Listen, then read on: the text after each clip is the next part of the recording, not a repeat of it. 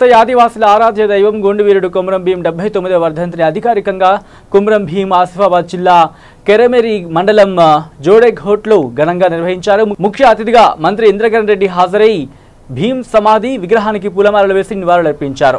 ఆదివాసీల ఆచార వ్యవహారాలతో జరిగిన పూజలో పాల్గొని మంత్రి భీంకు నివాళులర్పించారు. ఈ సందర్భంగా మంత్రి ఇంద్రకరణ్ రెడ్డి మాట్లాడుతూ కొమరం భీం పోరాటాల యోధుడిని, ఆయన కృషి వల్ల ఆదివాసుల జీవితాల్లో వెలుగులు నిండాయని అన్నారు. ఆయన ఆశయ సాధన కోసం ప్రభుత్వం ఎప్పుడూ కృషి చేస్తుందని తెలిపారు. ఈ కార్యక్రమంలో ఎమ్మెల్యేలు Jogu Ramanna, Atram Sakku, ZP chairperson Kova Lakshmi, collector Rajiv Gandhi Hanumanthu, ITDA PO Krishnaditya, SP Mallareddy, Bheem వారసులు తదితరులు పాల్గొన్నారు.